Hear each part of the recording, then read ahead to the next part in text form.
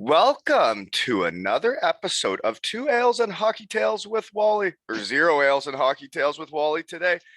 And today I am so excited to have on a 30-year-old from Rotterdam, England. His hockey journey has taken him to England, Wales, Austria, and Slovakia.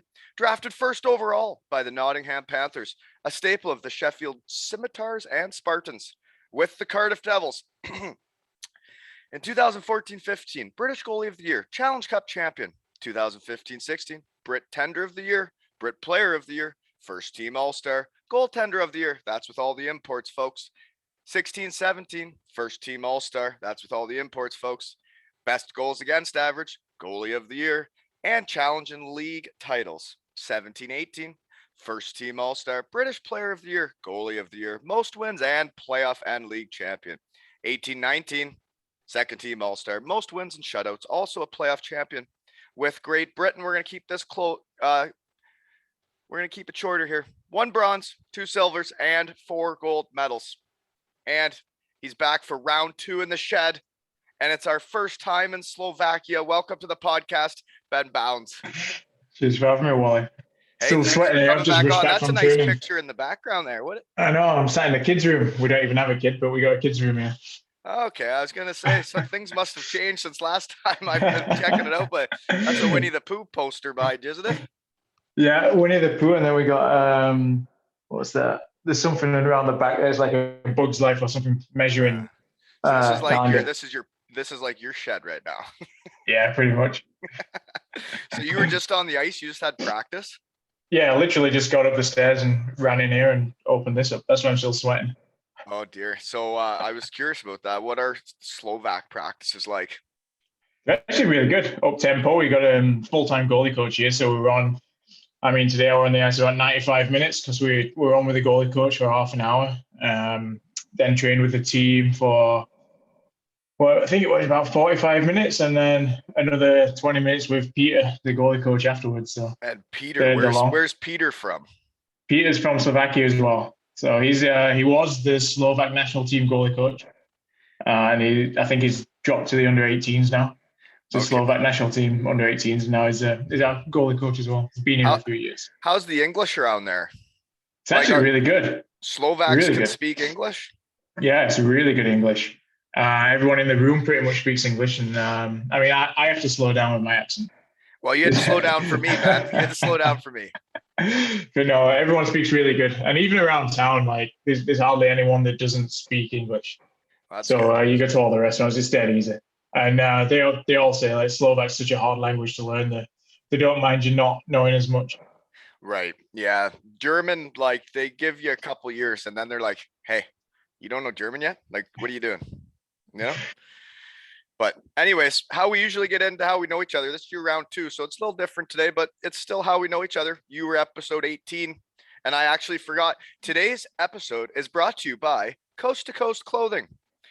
And that's a company you founded and created, right? Yeah, with Stubob and Hebs. I mean, I know all the Cardiff fans will know them, especially Stubob. Well, I got to say something about Stubob is he just made a Wally cartoon. What do you call it? I think it's all this one, actually. Yeah, where I'm like topless with my dress pants on. Yeah, spray painted. It's really nice of him to do that for me.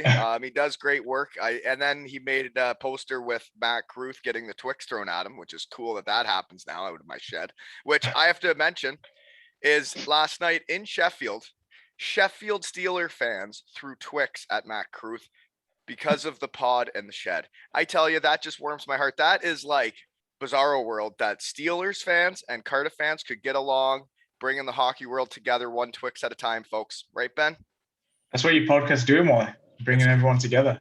It's crazy. When I heard Barry Baguette's chucking Twix at Mac and he said he deserved them, that's pretty cool.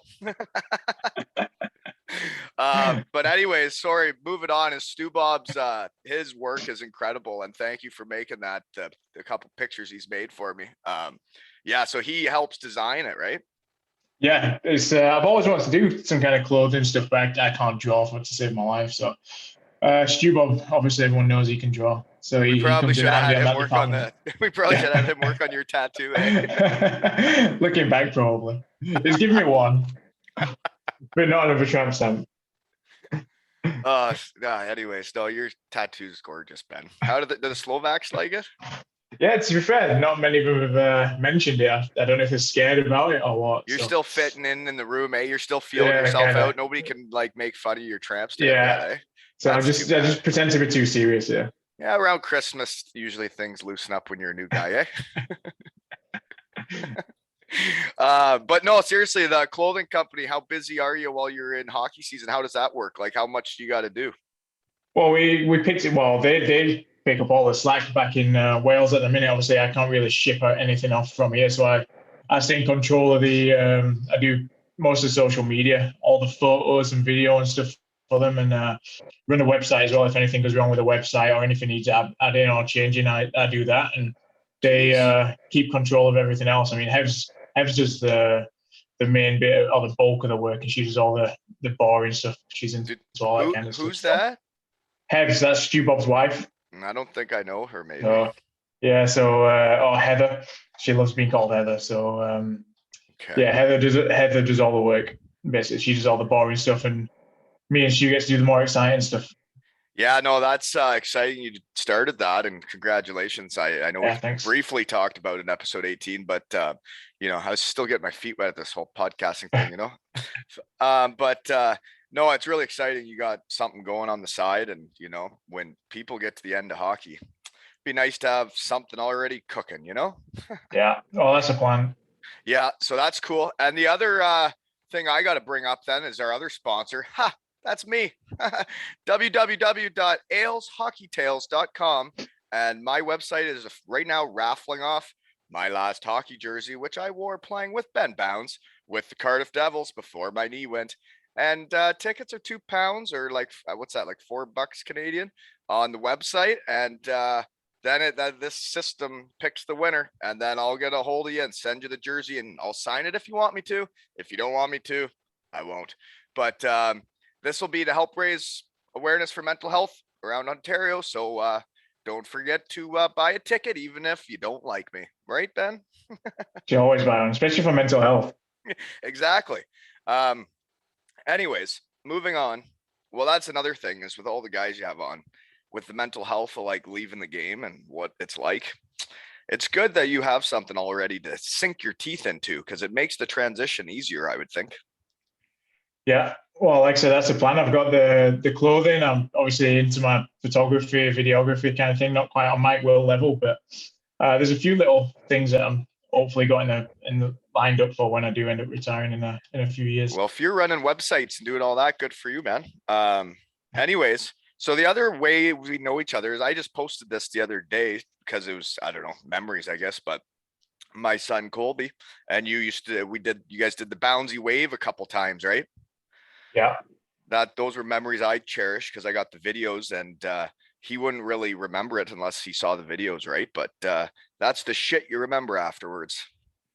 That got me the other day when he was talking about it. It's kind of cool. Brings back, like you say, brings back those little memories. Yeah. They're some of the best memories. And that was my last game as a hockey player, I guess, was that game, because that was when I had gone out for my little skate around, wave to the fans, and then I came off, and then you took Colby back out. So thanks for doing that. That's fine. And Richie just played his 900th game.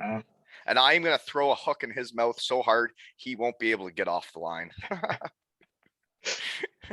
His wife already told me that she's going to let him know that it is mandatory. He has to come to the shed.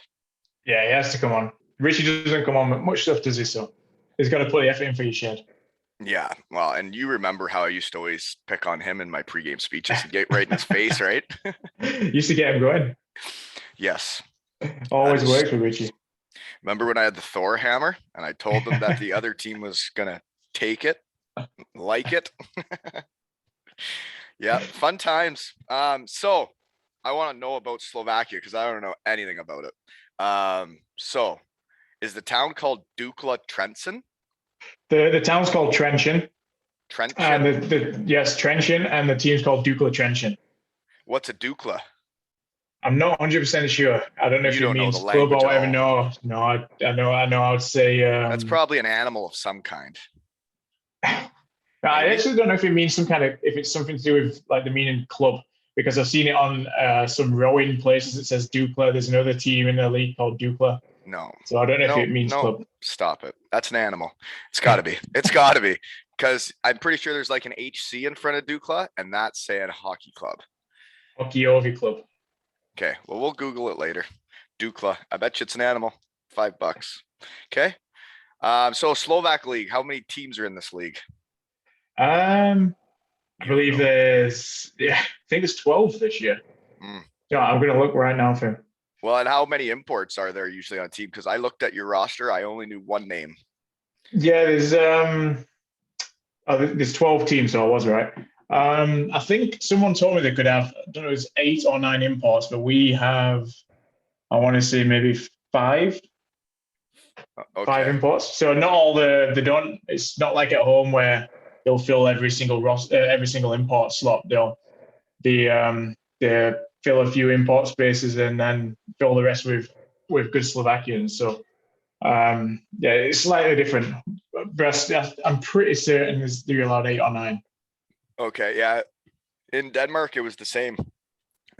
Teams with big budgets would sign about 5 or 6, and then right around the deadline, they'd obviously have enough money then for 2 more players just for the rest of the season, which would alter your team dynamic a bit and bring in different guys. And then all of a sudden, the guys that were on the second line the whole year are now on your third line, and it just throws everything a little off. Some guys that penalty killed then don't penalty kill because you brought in the new boys, and it's just weird. But that's what happened in Denmark. They'd bring the guys in at the deadline, and then you play playoffs together. But then the other teams, like back then, it was like the Copenhagen teams didn't have money, so they would play with basically no imports like the whole year, right?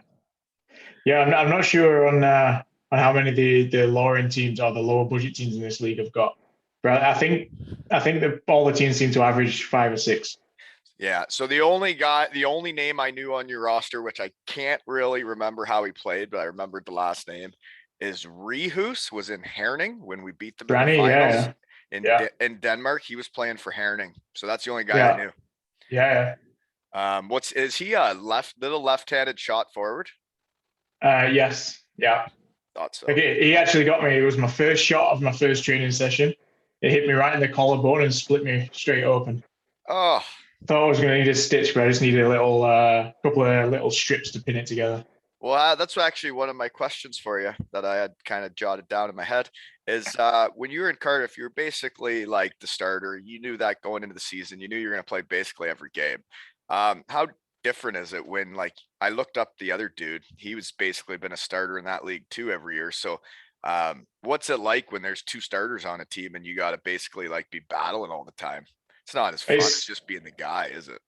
Yeah, it's just it's a lot hard. It's really hard work, to be fair. Obviously you're out trying to outwork each other, you're trying to outplay each other. And you know that if you mess up in a game, you're not going to be in for a little while, especially if the other one takes the reins and plays well. So it's tough. I mean, you're backing up more games than what you used to. I've only actually started 5 so far out of 15.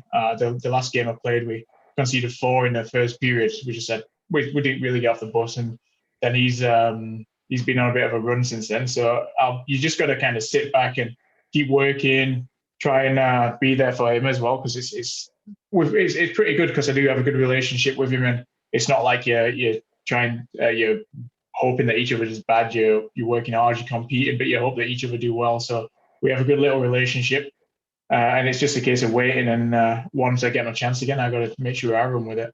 And and I've talked to other guys about this lately. Is like the different days there are as a hockey player. There's great days, there's bad days. There's weeks at a time where it just sucks, and then there's weeks at a time where you're so hot. Yeah, no, it's definitely like that when there's 2 starters on the team. I mean, we could have had 2 starters in Cardiff. I know obviously Loro just trusted his guys, and obviously I was lucky enough to be one that he trusted when we had Merds there. But no, it's definitely a different dynamic. It's definitely harder, but at the same time, it's fun because you just compete and you're getting better every day. So it's good. Yeah, no, that's for sure, and it's good you got a good relationship with the dude. And I like competing. I don't. It'd be exhausting though, like every practice and then every game, feel like you're fighting to get back in and get the opportunity. But I'm sure you'll be ready to rock. And when you said like you have a good relationship with the guy, I'm like, Well, Bouncy, I've never seen you have a bad relationship with a teammate, so it'd be weird for you to start now. No, I mean it's like say I said when we first came here, just with the goalie coach, as long as you know where you stand, that's all you want. You want him to be honest. You want the coaches to be honest, and I think that's what I struggled with last year in Graz. There wasn't a lot of honesty. Let's just put it that way. Yeah. And that kind of opened my eyes because you came from a club that treated you so well, that did everything for you, and they just made sure that the players had nothing to worry about, and they were honest. If you played crap, they'd tell you that you played crap. If you Yep. played good, I know Lotto didn't always like to tell you that you played good because he wants to keep you grounded, but you knew about it, and you knew exactly where you stood. Whereas last season in Graz, there were a few things back and forth, and then in the exit meetings, apparently it were someone else pulling the strings and blah blah blah, and there wasn't a lot of honesty, and you never knew where you stood. There's some strange stuff that goes on when you get into mainland Europe. And then again, probably on other teams in the UK, but who knows, right? Because I never played there. But like in Europe, like, I mean, I don't like to bring up bad stuff about teams, but like there were teams where I didn't get paid for months at a time, and then like say the first team I ever played over there, we go to the finals and they have bonuses in our contracts to make it to the finals and whatnot, and then you finally make it there. They didn't think you actually were going to, and all of a sudden they owe a lot of money to the players, and then all of a sudden like they can't pay you until the next season in cash, and you're like, well, that was like 6 months ago. You should have paid me this. But anyway, strange stuff happens over there, right? Yeah, it's definitely a different dynamic. And like you said, there could be stuff like that happens in the UK. I don't know if you turn a blind eye to it, or you just don't hear about it as much now. I know that it used to happen, but yeah, obviously we were spoiled in Cardiff. Yeah, no, I say enough about that. Moving on. Okay. I wanted to know what a Slovak training camp was like. It was, it was tough, but it wasn't horrendous. Wasn't like some of the things I've heard about over there. No, it's not like people think that it's all old school and slightly more like a Russian kind of style, but it's not. They're all up to date. It's really good. It's fast paced. It's hard. I mean, there were some days where we'd be on 2 a day, but not every day. We'd train. Yeah, Monday, Wednesday, Friday, we'd train once. Tuesday and Thursday, we'd be training twice. And then we got Saturday, Sunday off. So you'd work dead hard all week, and then you get 2 days off. Yeah, back when I was in Germany, we were Monday to Thursday, but we were 3 a days. Yeah. And then Thursday to Sunday, she was go time, not on the track though. The weirdest one's been this last week. So obviously it's the first ever time I've had an international break. So that's what I got that written down here, because those were literally, as a hockey player in Europe, those were my favorite weeks of it, because you could literally do anything you wanted for a week, and you're already in Europe, so you could travel and it doesn't cost a lot. I went to some great places. Where did you go? I saw some pictures of you with blue steel looking at the camera. What was that thing in the background, that big gold dome or whatever? There was that was the presidential building. I think it was a parliament building in Budapest. Budapest. Yeah, the original schedule, we were supposed to have we're supposed to play Friday, Sunday, and then we're supposed to have Monday, Tuesday, and come back Wednesday for training. So we booked to go Sunday straight after the game, stay Monday, and come back Tuesday evening. And the game on Sunday got cancelled because Banska went down with a couple of COVID cases. So the schedule changed so that we had Saturday, Sunday, Monday, but we were back training Tuesday. So we had to like rejig what we'd booked and add an extra hotel in. But then we did have to come back and train Tuesday through to Friday. Got Saturday off and trained again last night. Yeah, I remember like my first year over there was still the November break, which was always right at my birthday, which was always fun. We'd get to do a vacation right around that. But then the other one, there would be another one in February, and you'd get like 2 weeks off during the season. My first year, we went to Prague in November, and that's when we like got engaged. Very romantic. And then February, my buddies from home came over and we all went skiing, and like, you're just not a hockey player for like 4 days in Europe. It's awesome. Just nice to switch off. It's so good to be able to switch off. You need it. But do you know what's the craziest thing is? I knew that we had one in November and February, but we actually have another one in 2 weeks. Why? In December. So there's a second international break in December. I think it's the 12th to the 20th. But Really? I believe, yeah, we might have like 8 games in 16 days, and then it's like 8 days, well, without games, but we'll be training for probably 5 of those at least. Did you say you have 8 games in 16 days? That's what someone said earlier. I haven't checked the schedule, but Well, that's then what someone said. you'll be getting your opportunity again soon, and That's what I hope for. Then it's time to run amok, right? Yeah. That's what you do. That's how it works in hockey. It's like when you get taken off the power play and you'd be sitting on the bench going, these mother effers taking me off the power play. And then when you finally get back out there, it's go time, right? Or you're back on the bench. That's how you got to do it. I remember it. It's pretty intense living as a hockey player. I remember those days. It's a lot more laid back being a podcaster. Okay, moving on. That's my question, because I'm now a coach, and I don't really know how to coach goalies. So what does a goalie coach do with you for 30 minutes before practice? Yeah, he just runs through a lot of habits. Obviously, the preseason training camp, it was all setting like foundations, a couple of new movements that he wants to bring into both our games and stuff like that, and then build on what we already have. And now it's new a case movements, of like what? Yeah, like new little techniques. It might be, I don't know, it might be rather than like last season I changed from, I don't really T-push anymore, which for people that don't know what T-push is, you kind of put your feet into a T position and push across. And then that goes, then you slide across. Yes, on your feet still. So I won't T-push. So what are the other options than a T-push? Well, I'll shuffle everywhere now. So I use a lot of backside pushes and stuff. Yeah, it's less is more. Less is more. So there's more movement. There's more movement in a T-push when you break it down. And you don't need to move as far. Whereas a shuffle, you're always square. You're already shot for the. You're ready and set for the shot. And this so it was a case that you're getting rid of the T-push? No, this was last year. So this year he wanted to bring in a bit more of the T-push, but not too much. And I think that he also brought in more shuffles for Mikal, the other goalie. So it kind of switches for both of you. It's not always the same for both of you. And then now it's a lot of I got you. It's a lot of fine tuning now. Yeah, exactly. And now it's fine tuning. Like we work a lot on the RVH technique, which is a certain position you go down on your post and like pushing out of it and blocking and when to react and stuff like that. So it's now in the season, it's fine tuned. Yeah, reverse vertical horizontal, it's called. The only other reverse I've heard was different than that. One of Deese's favorite things. Yeah.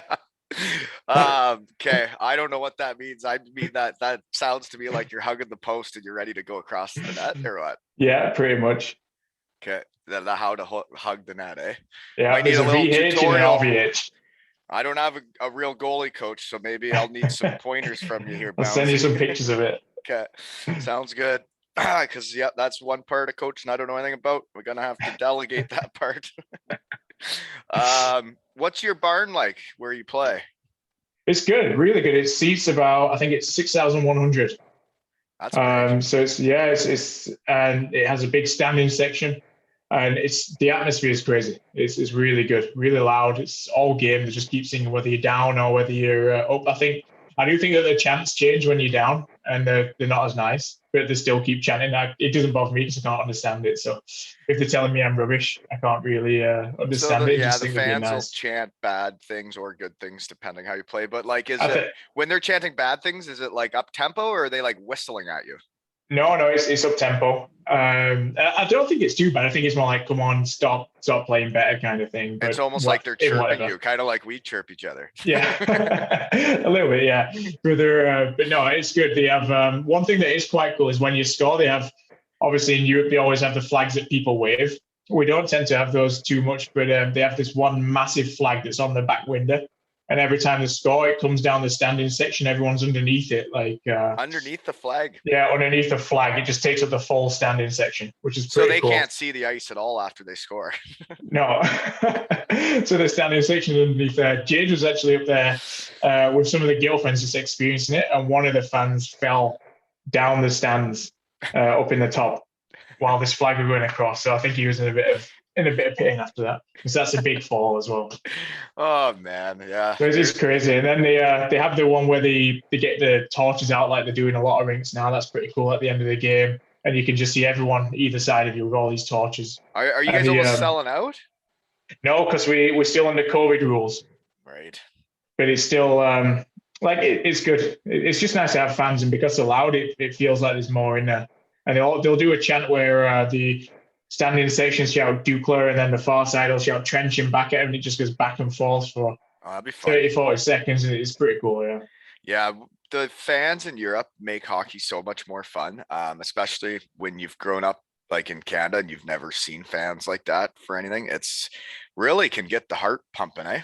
Yeah, no, definitely. I think even compared to like Brits back at home, I think Brits are a bit too proud sometimes to make noise when their team's losing. They'd rather sit there and like, oh, he's terrible, what's happening here? This is boring, we're not winning. They just get negative and the critical. Just get negative. They yeah. They don't really cheer anymore. They just kind of stop cheering and just get angry, right? and then it's the same. Like if you're up 5-6-0, it's like they almost get bored and like, all right, there's no point cheering now. But I think sometimes we've got to take a bit more of a European attitude in Britain. It's like you're paying to watch a game, you're paying to enjoy it, so just go and enjoy it. Well, like, get up and cheer, have some fun. It's less like in the UK, I think, especially in North America, like everybody's so worried about what everybody thinks of them. And like, the fans go to the game and they won't let their hair down. They won't really cheer. They won't really clap because they're like, oh, look at that guy over there. Look at how hard he's cheering. What's his problem? Where over like in Germany or I guess Slovakia, like, hey, let's rip our tops off, drink some glühwein, like wave a flag. I've seen a couple of topless fans, Yeah. Oh, yeah. And then they'll do it like where it's open arena, right? And it's the middle of winter and they're still topless drinking hot wine. That's just commitment to the team, win or lose, right? It's just like one big party, to be fair. I mean, we actually played Nitra a few weeks ago, which is like a bit of they're one of the top teams at the minute. And I think I believe it's called Nitra. And my mum was here at the time, and her and Jade walked home and they said that there was police outside with big guns and like police dogs and everything. So it just shows you the difference and obviously what can happen if it goes wrong over here, though. Well, and I remember when Bietigheim would play Heilbronn, and they were like, we were second league teams, but both were good teams. There were SWAT police. There were people that I heard of like actual like fights, like fan club fights outside of the arena where like one fan club was suspended from the arena for a year. And like, and they have flares and they have all this stuff. And like, man, it can get real crazy, especially the team that loses or wins. And then like the fans get real into it. Yeah, no, it's crazy. It's fun though. It's fun to play in. It's funny, especially when the fans are going at each other as well. It just gets mental. It makes hockey more fun. Definitely makes it more fun. The crazier the fans, the more fun it is. But let's keep the negativity to ourselves, folks. I don't like it. Don't like negativity. It's a positive thing. We're bringing the hockey world together, not pulling it apart, folks. Right? Bownsy, you're a lot skinnier than when I played with you. What's Slovak food like? Not very good, or what's going on over there? No, it's good. It's really cheap to live here. To be fair, it's we get the pre-game meal we get here is 3-course meal. We get like a chicken broth with noodles in the bottom. So like a chicken noodle soup, basically. Yeah, chicken noodle soup, basically, and then the main course you have either chicken pasta, which comes in like a white cream sauce, or you can have chicken thigh and rice or chicken breast and rice. So they're your 3 options for the main, and then the dessert is a pancake. Pancake? And that's a pre-game meal for you at one of the restaurants in town. Basically every game, that's what you're eating? Every game, every home game, substitutes. Every away game. It's pancakes or bust. As long as they're good, that's all that matters. Okay. The food's spot on. It's they do like the goulash, they're really into the soup, stuff like that. There's not a lot of let's say like spices in the traditional Slovak food. You know, like when you go to an Indian, it's all spices and stuff like that. This is more hearty soups and stuff. Yeah, there's the soups. There's a lot of beef and mash and potatoes and stuff like that. I mean, they love the pizzas here. So it's good and it's cheap to. I mean, there's a pub by us that's does really good food, and you can go and you have a starter, which we usually get like a tomato soup, and then you got a choice of mains, and it's like €5 for 2 courses. Oh, that's cheaper than eating at home sometimes. Well, and like getting to go out to eat at restaurants in Europe, like, and there's every restaurant's like a little different, right? Like it's not like here in the US and Canada, like they're all chains. They're all Subway or Yeah. bullshit that's all the exact same. Every restaurant you go to tastes the exact same. You go to Europe and like every building's different, like the way they cook is a little different, like the different vibes or atmospheres in the restaurants, right? That's what I love about being in Europe. The same when we went to like in the city in Graz, obviously everything was still closed then, but there's so much character in the city, so much character in the towns. And here they tend to put a lot of money into the town centers. And like you go into Trencin town, the vibe is just in the summer. It was really like it was still relaxed and chilled, but it was busy because everyone's outside on the streets, eating, drinking, whatever, especially on a Friday and a Saturday night. And then obviously now people have moved inside, but it's still dead chilled. And I mean, you go into like the coffee as well is great. Like the coffee shops are always awesome. There's like a million coffee shops and everyone is really good. And like you can sit there on one side, you got the blue skies, the castle in the background. It's really good. And they'll have patio eaters out and fleecy blankets so you can still sit outside in the winter as well if you got the dogs or whatever. And you got the heaters out there too, right? Yeah, the patio heaters. Yeah, it's really good. I love that really shit. Good setup. Yeah. I was sitting outside and eating food and drinking coffees or whatever. Like it really is like it's so much better than being indoors and like watching people walk by and getting the people watch all day. That was my favorite part of living in Europe. Probably was sitting outside on the main streets and like sitting with people, eating a meal and people watching. One of Jade's favorite places is a little crepe shop. There's crepes and ice creams and stuff like that. And for the English listeners, pancakes. That's crepes, folks. Crepes. So we'll sit in the shop and like we'll sit outside and she'll have a pancake or whatever, and I'll have a pancake as well. I'm not gonna lie. But yeah, we'll sit there and you can just see the whole main street. And you just sit and people watch. You seem like a strawberry Nutella type of a guy. I'm more banana Nutella, but the one that Jade has on does have it has like Smarties and strawberries and Nutella, and it's unreal. Yeah. And a bit of vanilla ice cream with it. See, I'm not really a dessert guy. I like more like the crepes that are like a full meal in her, you know. Like Jade used to be Jade used to be a bit more savory. Yeah, she used to like savory pancakes. Yeah, no, but there's difference between crepes and pancakes, Bouncy. Don't get them confused. Are you having pancakes or crepes after your pregame meal? I think you should be having crepes, a little thinner, eh? Crepes, yeah, crepes. You're gonna be able to get up and down better in the games with a crepe than a pancake. That's why I only have 3/4 of it if I'm playing. Full one if I'm not. 3/4 if I'm playing. Is your coach Slovakian too? Then the goalie coach was. The head coach probably is too. Then. Yeah, they're all Slovak. The head coach is actually the assistant coach for the Slovak national team. Oh, okay. And the goalie is also Slovak. The other goalie. Yeah, Mikhail's Slovak. And did he also play on the national team at all? I'm not actually 100% sure. I'd have to check his elite prospects, but they probably have a deep history. Is all I'm trying to get at. Just seeing here, just asking around, just trying to feel out the vibe here. Okay, next question. Let's figure out what's your apartment like. I see Winnie the Pooh in the back, but like it's actually really good. It looks exactly like a lot of the apartments in Europe that I lived in. A lot of IKEA furniture. John, there's not as much IKEA furniture as what I expected. Like last year, you went into Graz and it was nice. But it was all white and grey, whereas this has got a bit more colour to it. It's more of a wooden touch to the furniture. But no, it's actually probably one of the best, if not the best apartment we've had.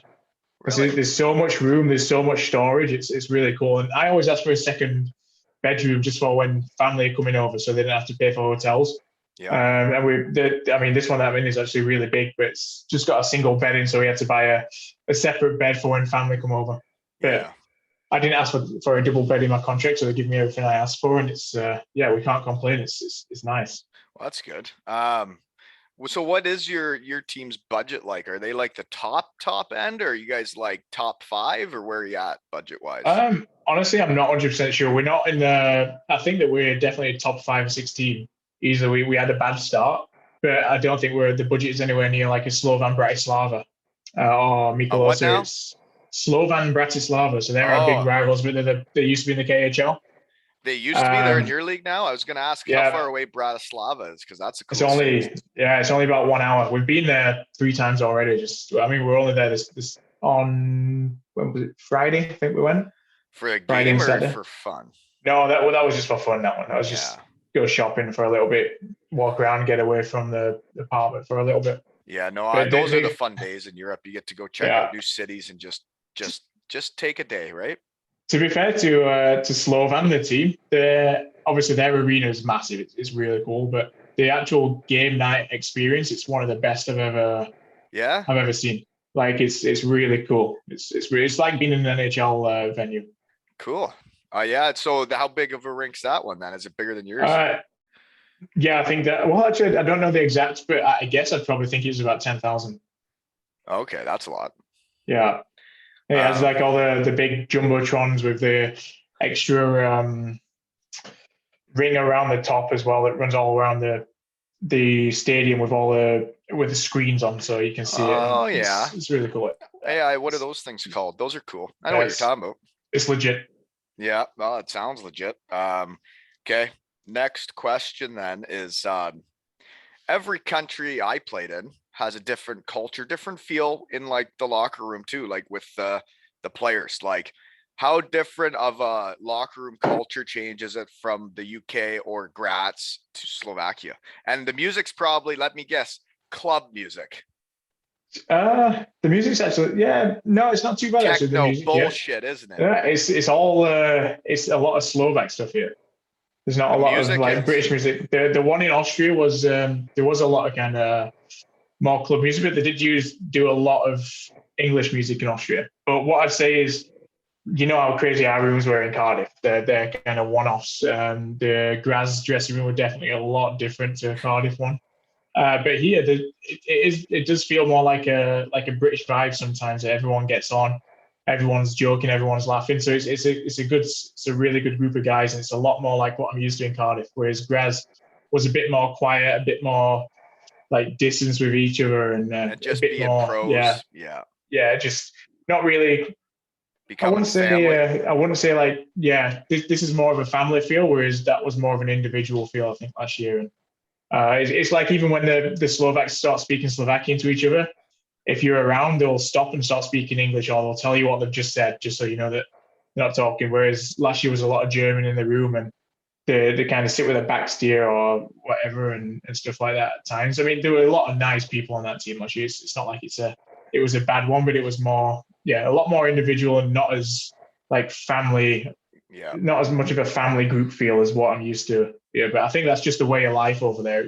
It's not as close knit as what it is here or back Well, in the UK. a lot of it too is just depends on the people you recruit as players and people like Yeah, when I was in Landsuit, man, the guys on that team were they were they were awesome and it was a family vibe. And then I went yeah, to Beatingheim and the first year was like that. And then all of our older vets that made it that way, that made it a family vibe, they were all leaving and we got all these young guys that just some of them didn't get it, right? And then once yeah, you get a few that don't get it, then it just goes through the team. exactly. Yeah, it only takes one bad egg and then it's Why gone through. they can pull a couple more into Yeah, their that's batch of it. eggs, right? Yeah, Yeah, I know. Well, that's cool to hear that that's what it's like. You know, and it means a lot when like there's like the Germans switching over to speak English with me, right? And yeah, it's nice when they do that and include you because yeah. when you move over there, like for yourself, you didn't know anybody going there, right? No, exactly. No one. Obviously, in Graz, I knew D, so that helped. Um, Here, you don't know anyone. At least you had last year with Dees for your first year away, right? At least you Yeah, knew someone. yeah, yeah, exactly.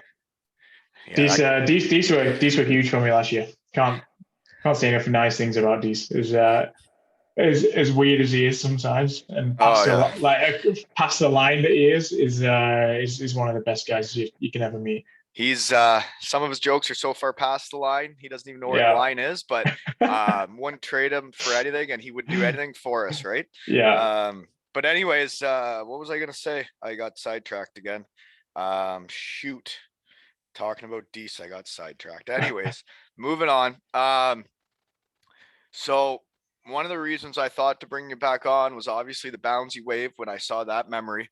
And then, you know, when I get chit chatting around here, and I'm pretty much like an agent now in Europe, um, there are some guys telling me a rumor that you were going back domestic, that there was rumors you were heading back home this year. That's not true. You're not going back. and I knew that, right? Was that no? We wanted to be in Slovakia. Yeah. Obviously, it was. It did. I mean, it did cross my mind. We did talk about it. I mean, we didn't have the best experience last year, but I think a lot of that had to do with COVID. Obviously, my injury, and it just kind of spoils the year.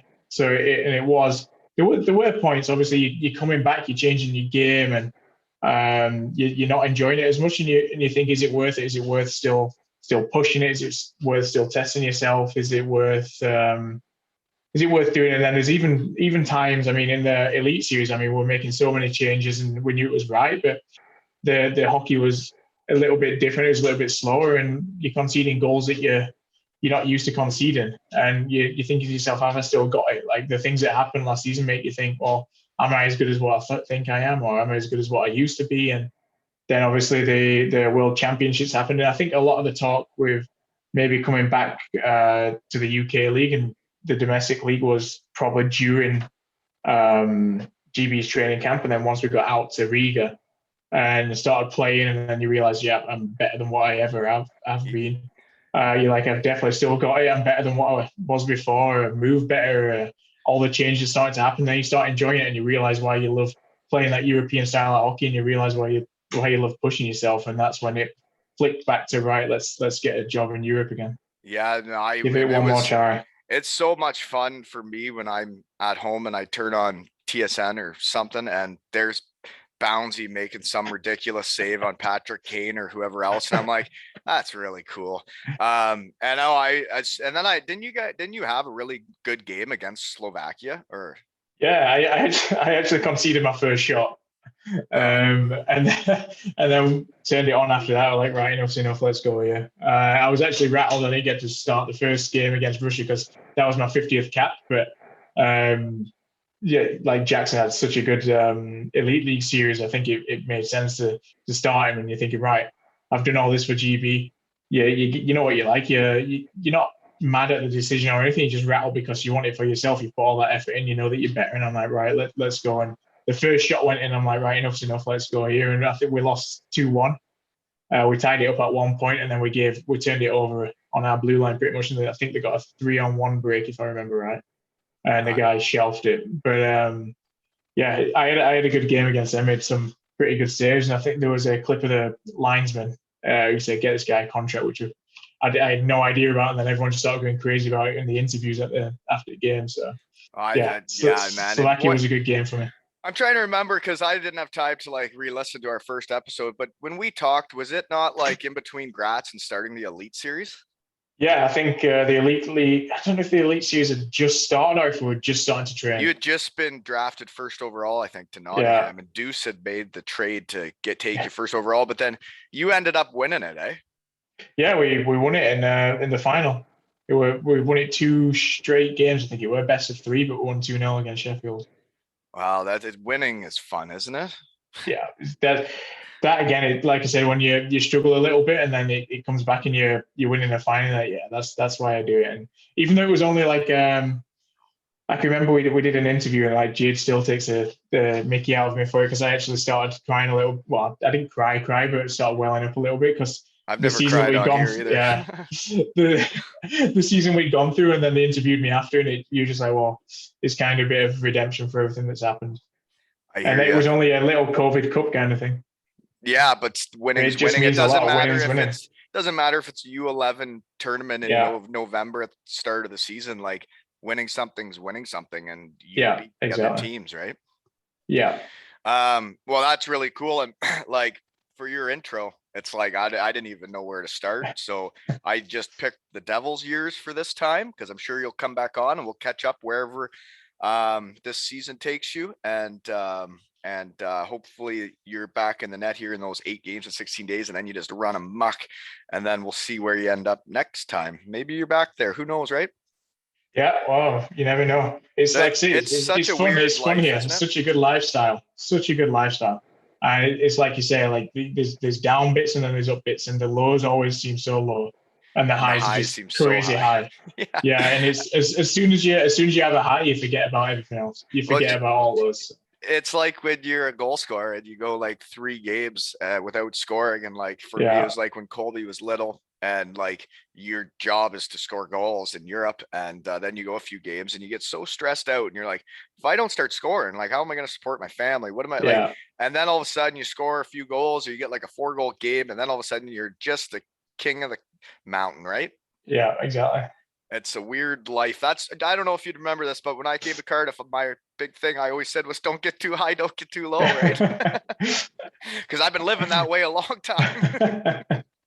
It's tough though, isn't it? It's tough, especially like you say. I mean, you had your family, you got the mortgage back at home and all the bills to pay. And it's like, well, if you don't play well, you're going to get fired. I'm going to lose my job. I'm going to lose all this money, whatever. And I suppose that's the only nice thing about the German and the Austrian league. You guaranteed contracts. So if they fire you, they have to pay you.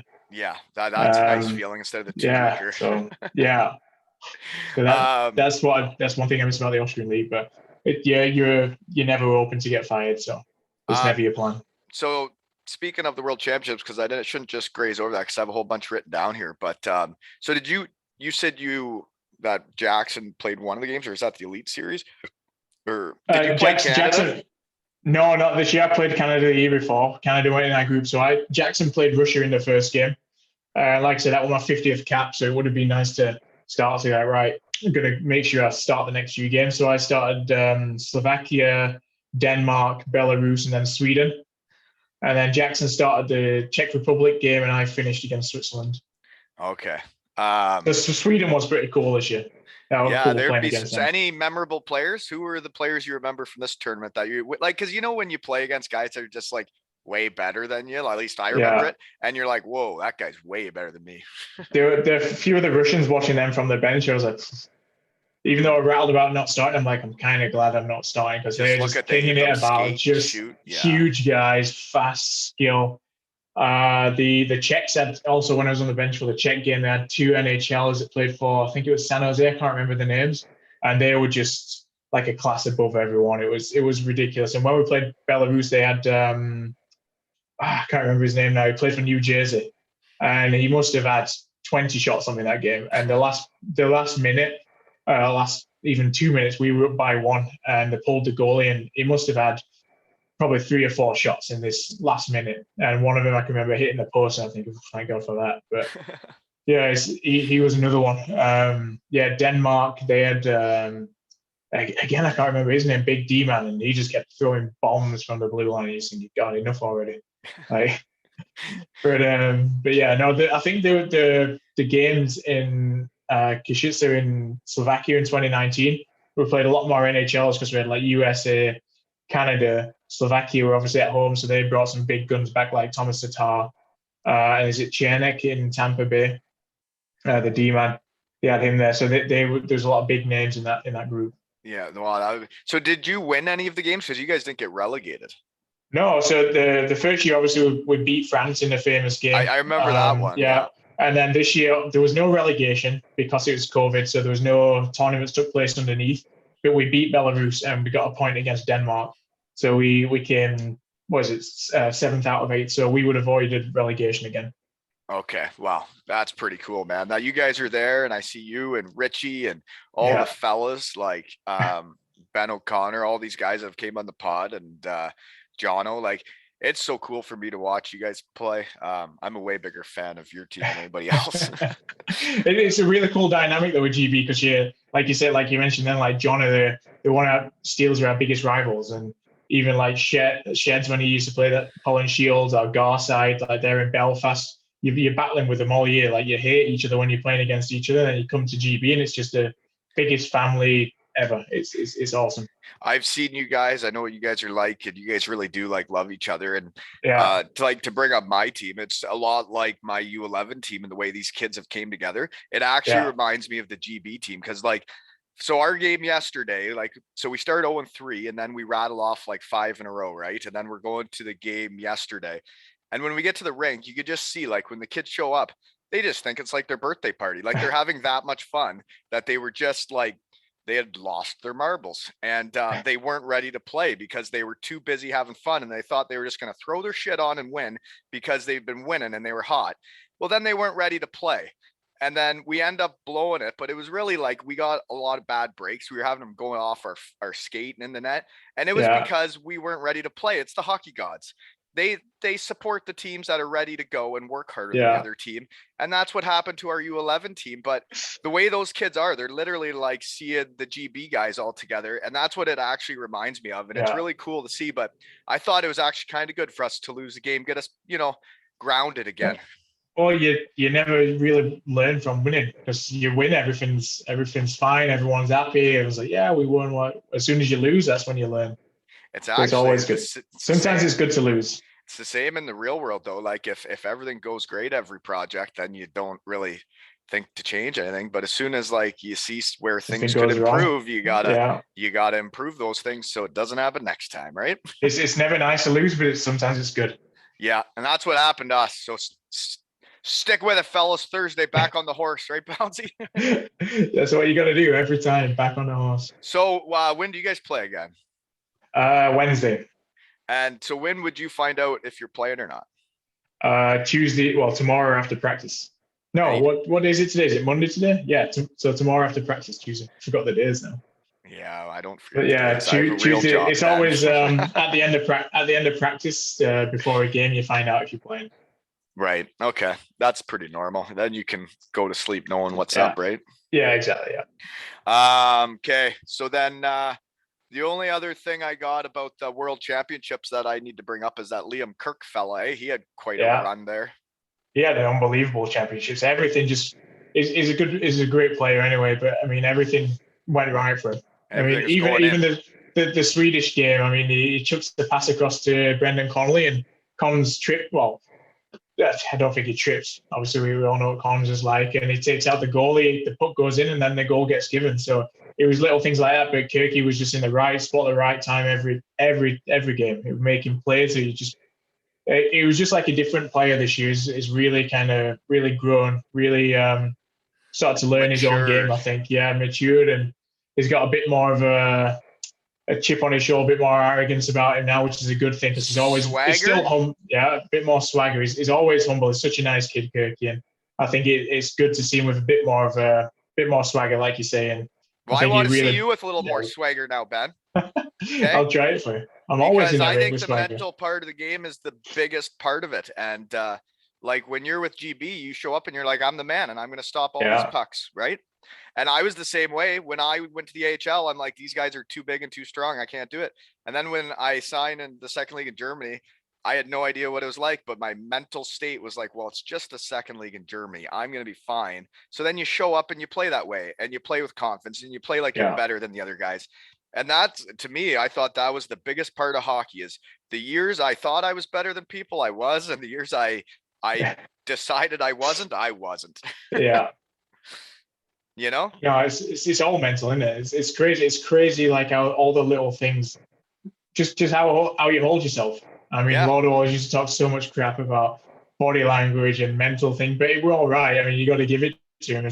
As much of a nightmare as he was, and how much he ground you down at times, you were always right. He was a great coach, and you know what? It's probably an even better person away from the ring. So that's one thing I do love about Lauder, is it was honest, and you knew where you stood with him. And then once you got him away from hockey, he was an even better person. I just wish he'd flick into that person a few more times sometimes, because he's such a good guy. Yeah, his attention to detail, you're right. Like your body language, the way you're behaving, he was on all of that. I remember him making fun of me. The amount of times he'd come into the rink and like he'd say something, and you'd just be in yourself like, oh my God, here he goes again. But he was right. You always knew he was right, even at the time.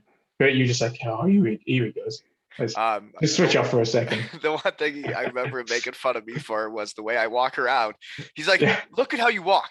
You're so relaxed. He's like, you're sticking your barrel out. He's like, suck that in. Walk like you're the man. I was like, Lord, I just want to cruise around, man. I'm just walking. Just leave me alone, man. And he was like, no, get your shoulders right. Suck your tummy in and walk right. And I'm like, Lordo, stop it. I got flip-flops on and I'm cruising. If you ever manage to get the Mad Dog on, if you ever manage to get Merds onto a podcast, you should ask him about Lauder's counseling session when he told Merds he didn't talk to people enough. So he was trying to teach him how to talk to people.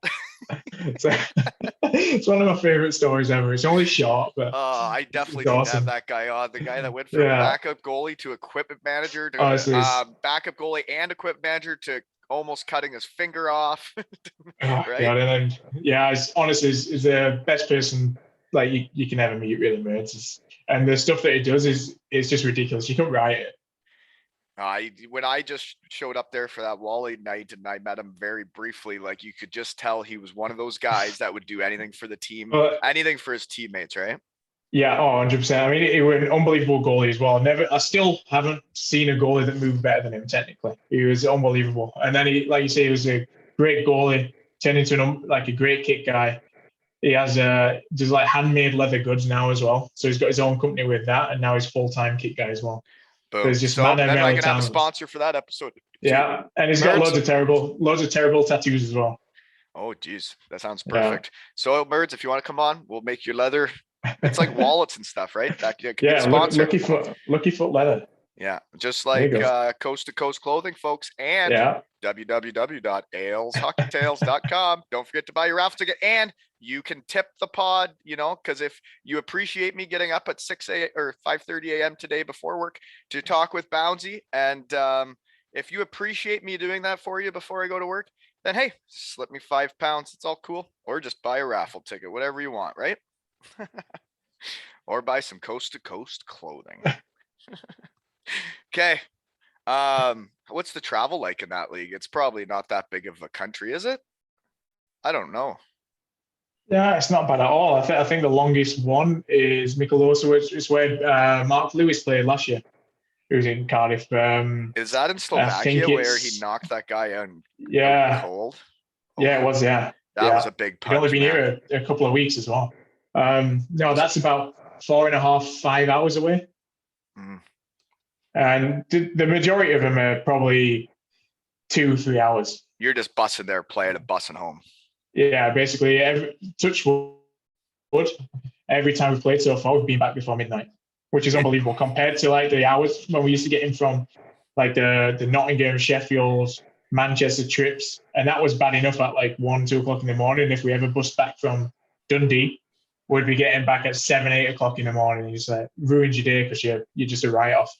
Yeah, and then your kids wake up as soon as you walk in the door and you're like, oh, fudge. Yeah, I remember. Okay, so then how many games you play in that league? Like 50-ish? Yeah, I think it's 50, and then you go into the playoffs. Best of sevens? Yes, I think the top 6 it is. Maybe top 5. It might be top 6 qualify automatically for the playoffs, and then the next 4 teams fight for the last 2 places, and they have a best of 3, I believe, and then it goes into best of sevens. Well, I know the guy that I won the gold helmet with, Dan Seaman. He won the Slovak championship, first North American ever to win that championship. Oh, and that was Banska. Yeah, but he just got let go in Linz when they had no budget, and they decided that it'd be better to fire the coach instead of pay for another player. So instead, pay for another coach with no players. Good idea, guys. Way to go, Linz. You guys are awesome. All right. I think he had a pretty tough one because I think Vilak were in a similar position last year as well. Yeah, and he ended up in 2 spots where they just had no budget. It's tough. Like, what's he going to do? Right. And from what I understood was Vilak, when he had chose to go there, the budget situation wasn't what it ended up being. He had signed to be on a good team. And then like when you sign up to be a coach in Europe, you got to know what your budget's going to be, because you either are expected to suck, and if you do anything good, they're going to like you. But if you actually do suck, they're going to hate you. Or you can be good or expected to be good, and if you suck, you are out quick, right? Yeah, they don't mess around. No, that's all. It is serious shit over there. Okay. The only other thing I got, how's the knee holding up? It's good. It's stronger than ever. It feels stronger than ever. It's really good. Less weight to carry around too, eh? Yeah, that could be a big deal. A good thing for it. Although last year I lost all that weight and then ended up getting injured. So I'm like, should I put it back on? Because I never got injured then. Hey, I know what you mean. I never, when people made me get skinny, that's when I got hurt. You know, 171 pounds that last year in Cardiff, folks. Not as much cushion. I'm more comfortable cruising around 190. Well, I haven't been weighed for a little while actually, but I think when we came in, I was about compared to the start of my last season in Cardiff, I mean, I did have a pretty good summer there because we'd finished so late with the World Championships, and then we got married. We had the stag do, the honeymoon. I could always carry it. It's never been an issue, but I came in heavier than what I usually do there, and I think it was about 27 or 28 pounds lighter starting this season than what I was that season. So, Holy moly, that's a lot. yeah, there's quite a lot, yeah. You must be fast in that now. I actually got told that one of my big strengths, speed, foot speed. I'm like, oh, I've never been told that before. Shuffling and T-pushing. Okay, I had a couple other things. Is not that. Yeah, I was just talking about the different cultures and different teams' cultures, right? Like each country has their own culture when it comes to ice hockey, but then there's also each team is a different vibe too, right? Yeah. It's like I say, it's even the styles on the ice is different. Oh, I mean, yeah. you look at you look at the UK league; it's very North American, as people like to call it. It's very direct, chip and chase. There'll be a lot of body contact, or a lot of body contact, a lot of board battles. So it's not as fast, it's not as fluid. You go to like the Austrian league, and it's all east west. No board battles, not a lot of dumps, and then if it does, it's all drop pass. Yeah. Just never direct. And then you come here and it's it's like super fast chaos at times because there's so much skill and they will go east west. But if it goes back up to the point, it's getting hammered. And then because it's so fast, everyone's just like racing around. And it's like everything just happens so quick in this league. It's ridiculous. But it's fun. So when you win, it's so fun because it's just like you've just played a game. It's just fast chaos and managed to win somehow. I remember the only team that it reminds me of is when we were playing in the Continental Cup with Sunderyuski. We played the Kazakhstan team. Yeah. And man, they were so skilled. And like, you're right, though. It wasn't really full teamwork on the ice, but the skill was outrageous. And then they would do some plays that you're like, never would have guessed to do that, right? There's, I mean, everyone has the systems like you do in every league. But here it's like everything just happens so quick. It's really cool. And it's always the one thing I will say as well is like everything is always 100% training, everything. And I do really love that kind of culture where everything is just flat out. I mean, it's not always nice when you step on the training in the morning. You just want to get into it, and the first shot comes by your ears, bar down, and you're like, oh, okay, time to wake up. Yeah. But right from the start, they're shooting to score. They're going like past your ears, over your shoulders, by your neck. They're not throwing it in your chest or no, they're not chucking it at your gloves to get warmed up or anything like that. You go in, and that's why we go on with the goalie coach for so long before as well. We get going, we get moving, and then as soon as practice starts, like you're ready to go.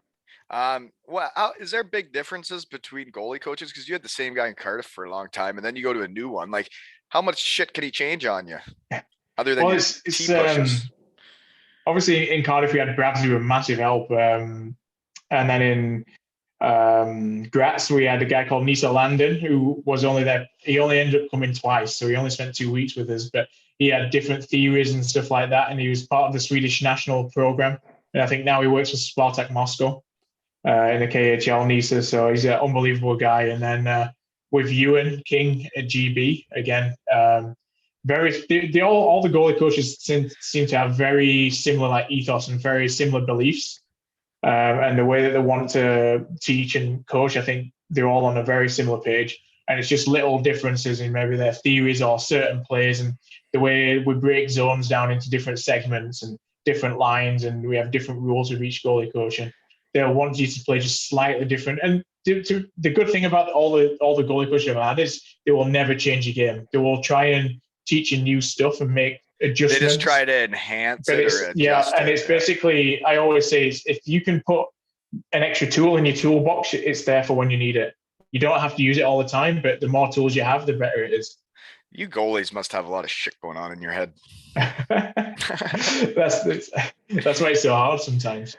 Well, like for me, when I was playing, if I'm really feeling it, I'm not really thinking, right? I'm just seeing the play as it happens. It's like when you go in on a shootout, and if the forward has already decided what move they're going to do, if the goalie's not giving you that, then why'd you already decide? Like, you got to wait to see what's there, right? Yeah. You got to feel Yeah, the exactly. rhythm. And then we're watching to try and see what you guys are doing.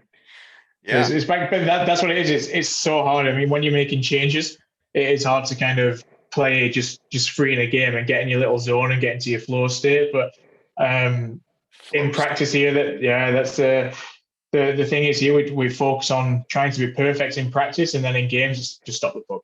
Like I Yeah. don't care if you end up on your back and you save it with your head, or you're in a handstand. Like who cares about technique? As long as it doesn't go in, that's all they care about. In training, you're trying to run a few more perfect techniques. You're trying to, like I said, try new things, but not carry that into a game. If you don't like it, don't use it.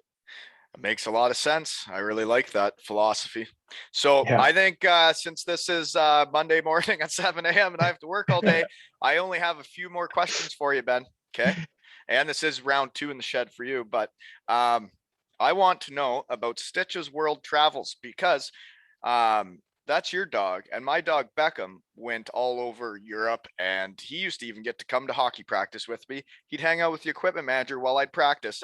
And then that was back when I had to wear a gold helmet. So then as soon as I'd come off the ice and all the guys are coming off, as soon as he'd see the gold helmet, my dog would just go Looney Tunes and be doing full sprints around the locker room. We'd show up, I'd walk him, I'd get to the rink, get a ride with one of the guys, bring the dog. He'd sit there with the boys while they're all having their breakfast in the room. Guys would go out for practice, then we'd get off, I'd walk him home, and that was our day, right? It was a great lifestyle. Well, if you remember back in I used to take him into the big blue tent before away games, or like if we had the pre-game meetings and stuff, I'd bring him in just to see guys because he just loved players for some reason. And then obviously he'd walk back with Jade before Lordo started his meeting or whatever. And so when we moved to the new rink and it's more carpeted and stuff, because he sheds quite a bit of hair, sometimes I don't take him in too much. And he's not been in here actually, but yeah, he's definitely pretty well traveled. He's been to a lot of countries. Last year in Austria, he ended up having to be put to sleep for his eyes to be stitched over because he walked into a branch. Oh. So he had a massive ulcer, which is not great. And then actually 2 nights ago, he started holding his eye funny. And I think he might have done something similar. So hopefully it's not as bad. But no, he just loves it. He just sits in the car, sleeps until we get to wherever we're going, and then realizes we're there, goes crazy. Just goes nuts as soon as you let him out, or you find some grass, you let him off the lead, he just goes absolutely nuts. It's so funny. So but you couldn't really ask or we couldn't ask for a better dog.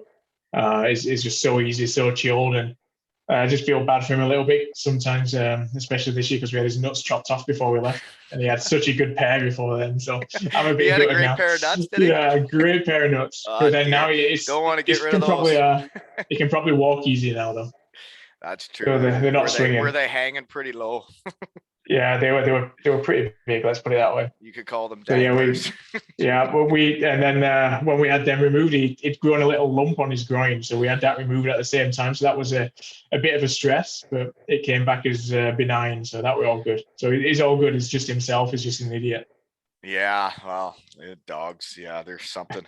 But yeah, no, it's dogs in Europe, man. Like the rules they have, I don't know what it's like in Slovakia, but in Germany, you take the dog to restaurants. Like we talked about sitting outside, your dog can come sit at the table with you. Yeah. And you got to know your dog's behaved. But if your dog they can do pretty well anything with you. Yeah, it's pretty so much more dog friendly. I mean, where we live back in the UK and Barry Island, there was a few dog friendly cafes and coffee shops, but still not that many. And it's like here, you go to the shopping center, you take the dog with you. You go in. The only store they can't go in is a grocery store, is a supermarket. So. That's so it is the same as Germany then. Yeah, it's pretty much the same. Yeah, and I mean, even like Hungary was super friendly. Austria, you could take your dogs in places. You just have to look on the window and make sure it doesn't say no dogs. Yeah, as long as it doesn't say no dogs, you're fine. Just walk in. Yeah, it's a whole different lifestyle with dogs over there. Like what so they much get easier. to do. Yeah, it is fun. Let's see here. I don't think I really have anything else other than you said you got another break coming up in December. You got any plans? Are you gonna go do any traveling? Not yet. No, we're still trying to sort the visa out with the club because obviously with Brexit and everything, it was they didn't know if we needed one, if we did need one. So we've got an appointment. I think the last game is on the 12th, and we have a appointment to go and sort it all out. Mine and Jade's get that sorted, and then we have to wait on the schedule. We actually have Jade's parents over then because they're coming for like a pre-Christmas Christmas. Yeah. So, I mean, if we get time, we might take him to, if the visa's sorted, we might either go Vienna Christmas markets or might just nip back. If the visa's not sorted, we might take him to Budapest Christmas markets or just Bratislava's Christmas market. So definitely going to do some Christmas market. It just depends on our schedule and training schedule. Christmas markets. So yeah, like I've been to the German ones, man. And so you're saying they're doing all that in Hungary too and Slovakia? Yeah, Budapest, Slovakia. Oh God, those are good. Yeah, we have them in Trencin. They're supposed to be good in Trencin. So we'll have them here as well when they first arrive. But it's always nice to just visit other places. Just try to control yourself, Ben. I could never control myself in Germany come December, and it would ruin my second half of the year. Okay. I was always up there leading score come Christmas time, but that December can really affect things. You start eating like, the sausages. The bratwursts. Oh, the Flammkuchen. You want me to talk about Flammkuchen? That's a flatbread, folks. They'd have a little bit of like sweet and sour and some potatoes on there, almost like scallop potatoes with some bacon. Oh my God, I'm getting hungry. I better stop talking about this. Or there was other ones too. Okay. Anyways. Yeah. Flammkuchen, folks. Check that out. Right. I'll let you know what they have here. Yeah, when it opens up in a couple of weeks, I'll let you know. Send me some photos of some food at Christmas markets, okay? Talk dirty to me this December, okay? Some mulled wine for you as well. Yes, that's right. Glühwein. That'll get me going too. Yeah, Glühwein, yeah. Well, Bouncy, thanks for making the time. I know it's busy with you practicing and me working and all that stuff, but guess it's time to go to the real world now. Happy Monday, folks, right? You've had plenty of energy for the time it is over there. Yeah, well, you don't look like it's 5:36. Ben, this is what makes me happy. I don't get to see you guys. I never saw you guys for like 5-6 years, and now I get to see whoever I want, whenever I want, because you guys all make the time for me. So thank you. It's all right. You're welcome. And I have energy at this time of day because like I'm excited to do this. I'm excited to catch up with you and see how everything's going because I know what it's like when you go to a new country and you don't know anybody, and sometimes it's kind of nice to see someone you know. Yeah. No, it's always nice to see someone you know. Yeah. Well, I can't wait to see you get back in the net and just run amok of the Slovak league. Fingers crossed. That's a plan. Oh, it's going to happen. And this has been another episode of 2 Ales or 0 Ales at Hockey Tales with Bownsy and Wally.